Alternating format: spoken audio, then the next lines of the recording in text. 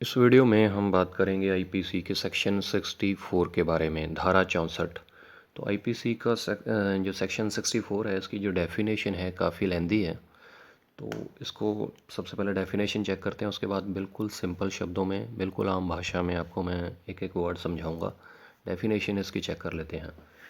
In every case of an offence punishable with imprisonment as well as fine in which the offender is sentenced to fine, whether with or without imprisonment, and in every case of an offence punishable with imprisonment or fine, or with fine only, in which the offender is sentenced to a fine, it shall be competent to the court which sentences such offender to direct by the sentence that in default of payment of fine the offender shall suffer imprisonment for certain term, which imprisonment shall be in excess of any other imprisonment to which he may have been sentenced, or to which he may be liable under a commutation of sentence। तो ये इसकी definition है। अब इसकी definition कहती क्या है, अगर आप सिंपल शब्दों में समझें तो देखिए, जो इम्प्रिजनमेंट होती है, इम्प्रिजनमेंट का मतलब होता है जेल की सज़ा। हम पहले वाले सेक्शंस में पढ़ चुके हैं कि कोर्ट के पास ये पावर होती है कि सज़ा किस तरीके से सुनाए, सज़ा के तरीके कौन से होते हैं। कोर्ट इम्प्रिजनमेंट दे सकती है, इम्प्रिजनमेंट मतलब जेल की सज़ा। लाइफ इम्प्रिजनमेंट दे सकती है, मतलब उम्र कैद, या फिर डेथ पेनल्टी भी दे सकती है, या फिर फ़ाइन कर सकती है कोर्ट। फ़ाइन मतलब जुर्माना कर सकती है।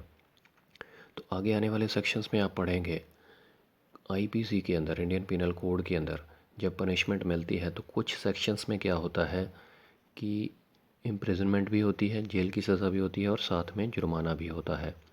मतलब उसमें बाकायदा सेक्शन में लिखा होता है। तो कोर्ट ऐसा नहीं कर सकता कि सिर्फ जेल की सज़ा ही करे। अगर उस सेक्शन में लिखा हुआ है कि जेल की सज़ा भी करनी पड़ेगी अपराधी को और साथ में फ़ाइन भी करना पड़ेगा, तो कोर्ट को उसी तरीके से जेल की सज़ा और फ़ाइन दोनों करना पड़ेगा।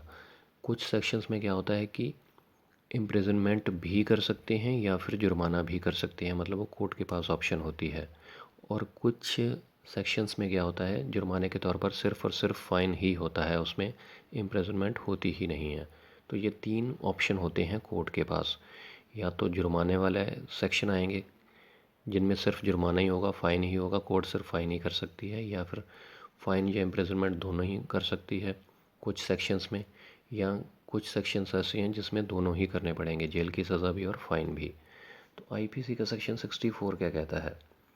आईपीसी का सेक्शन 64 जो इसकी डेफिनेशन ये कहती है कि अगर कहीं पर भी किसी अपराधी को जो सज़ा होती है, तो अगर उसमें चाहे इम्प्रिजनमेंट है, चाहे इम्प्रिजनमेंट नहीं है, चाहे जेल की सज़ा है, चाहे जेल की सज़ा नहीं है, अगर कोर्ट ने किसी सेक्शन में किसी को जुर्माना किया, किसी अपराधी को, और अगर उसने जुर्माना नहीं जमा करवाया, मतलब उसको फ़ाइन किया गया तो उसने फ़ाइन जमा नहीं करवाया, तो इन डिफ़ॉल्ट, यहाँ पर वर्ड है इन डिफ़ॉल्ट,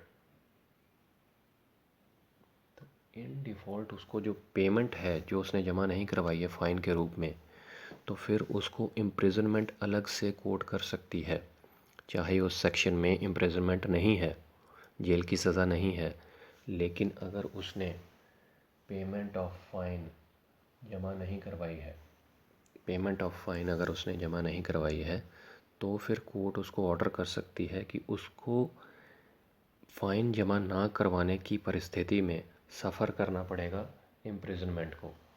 उसको क्या करना पड़ेगा? सफ़र करना पड़ेगा इम्प्रिजनमेंट को for certain period, for certain term, which imprisonment shall be in excess of any other imprisonment.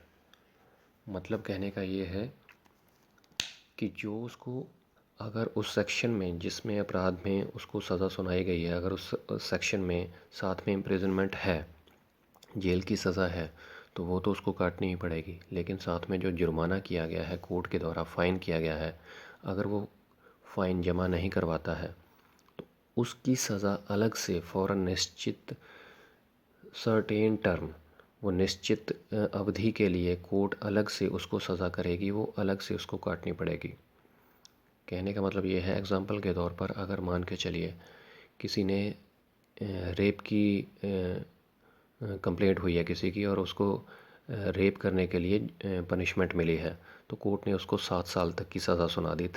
Section IPC का सेक्शन 376 के अंदर 376 आईपीसी इस पर लगी और उसको सज़ा हो गई 7 साल की। और कोर्ट ने साथ में यह भी ऑर्डर कर दिया कि उसको 20,000 रुपये फ़ाइन के भी जमा करवाने पड़ेंगे।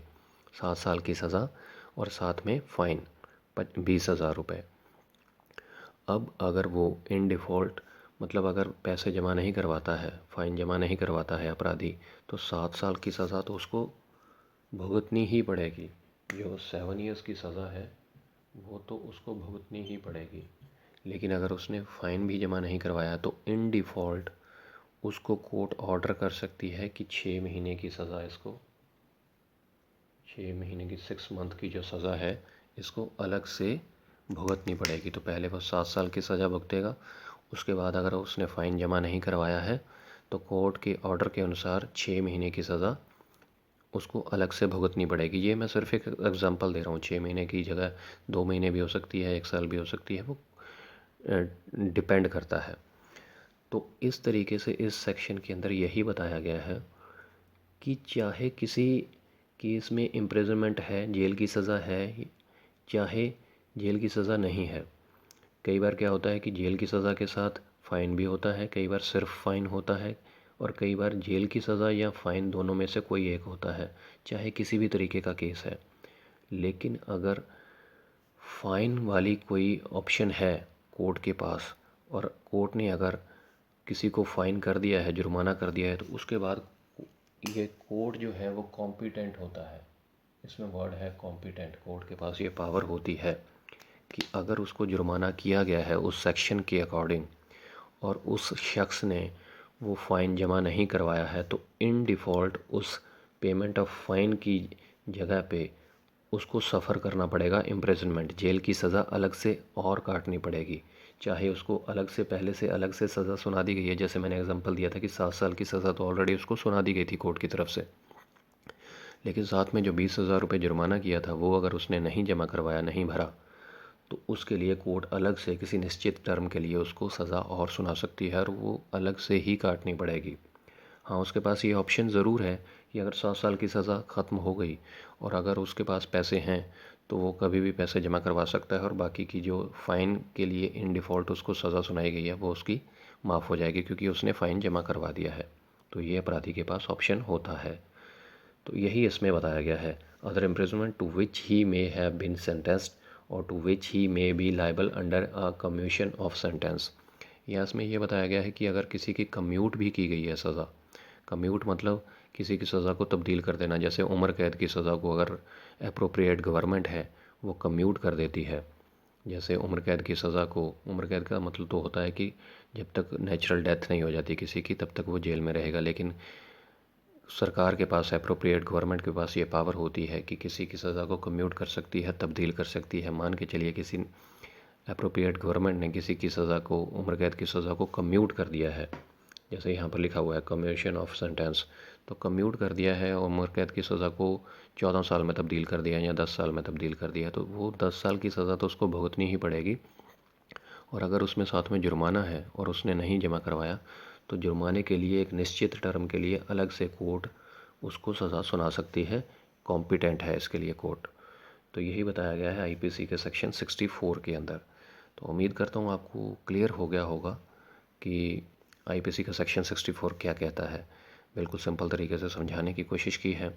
अगर फिर भी आपको कोई कन्फ्यूजन रह गई हो तो प्लीज़ कमेंट करके आप पूछ सकते हैं, और जाने से पहले इस चैनल को सब्सक्राइब ज़रूर कर लीजिएगा, क्योंकि इस चैनल पर कानून से रिलेटेड वीडियोस बनाए जाते हैं सिंपल लैंग्वेज में, सिंपल शब्दों में, जो कि आसानी से आपको समझ में आ सके। तो नेक्स्ट वीडियो में बात करेंगे आईपीसी के सेक्शन 65 के बारे में।